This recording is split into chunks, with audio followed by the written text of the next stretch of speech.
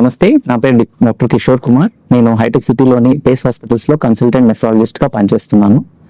సాధారణంగా వే ప్రోటీన్స్ అనేవి జిమ్కి వెళ్ళే వాళ్ళలో చాలా మందిలో ఇస్తూ ఉంటారు. వాళ్ళు చాలా సాధారణంగా అవి యూజ్ చేస్తూ ఉంటారు. సో ఈ వే ప్రోటీన్స్ అనేవి కౌ మిల్క్ నుండి తయారు చేయబడతాయి అన్నమాట. ఈ వే ప్రోటీన్స్ తీసుకోవడం వల్ల మన కండరాల శక్తి అనేది ఇంప్రూవ్ అవుతుంది, కండరాల సైజ్ అనేది పెరుగుతుంది, ఎక్సర్సైజ్ చేసిన తర్వాత రికవరీ అనేది ఇంప్రూవ్ అవుతుంది అనమాట. కానీ వీటి వల్ల కిడ్నీల మీద ఏమైనా నష్టాలు ఉంటాయా? వే ప్రోటీన్ ఇంటేక్తో పాటు మనం నార్మల్గా తీసుకునే ప్రోటీన్ ఇంటేక్ ఒకవేళ 1.2 gram per KG per day కన్నా ఎక్కువగా తీసుకుంటే దాన్ని హై ప్రోటీన్ ఇంటేక్ అని అంటాం. ఈ హై ప్రోటీన్ ఇంటేక్ తీసుకుంటే గనక ఏమవుతుందంటే కిడ్నీ లోపల ఈ బ్లడ్ హైపర్ ఫిల్టరేషన్ కిడ్నీ లోపల ప్రెషర్ అనేది ఎక్కువ అవుతుంది అనమాట. దీన్ని గ్లోమెరులార్ హైపర్ ఫిల్టరేషన్ అని అంటాం ఈ హై ప్రోటీన్ ఇంటేక్ వల్ల.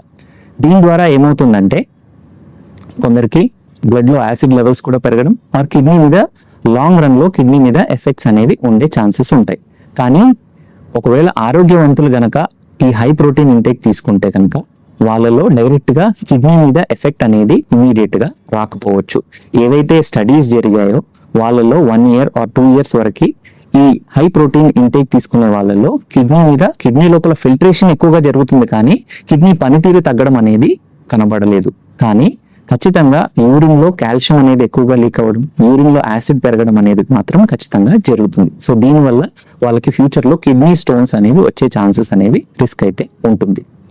అదే ఎవరికైతే కిడ్నీలు మూత్రపిండాలు సరిగ్గా లేవో, ఎవరికైతే ఒకటే కిడ్నీ ఉంటుందో కిడ్నీలో ప్రాబ్లం ఆల్రెడీ ఉండి యూరిన్లో ప్రోటీన్ లీక్ అవుతుందో, ఎవరైతే కిడ్నీ ఆల్రెడీ డొనేట్ చేశారో కిడ్నీలో సర్జరీస్ ఎవరికైతే చేసి ఉంటారో వాళ్ళలో హై ప్రోటీన్ ఇంటేక్ తీసుకుంటే కనుక ఖచ్చితంగా కిడ్నీల పనితీరు అనేది ఖచ్చితంగా ఫ్యూచర్లో తగ్గే ఛాన్స్ అయితే ఖచ్చితంగా ఉంటుంది.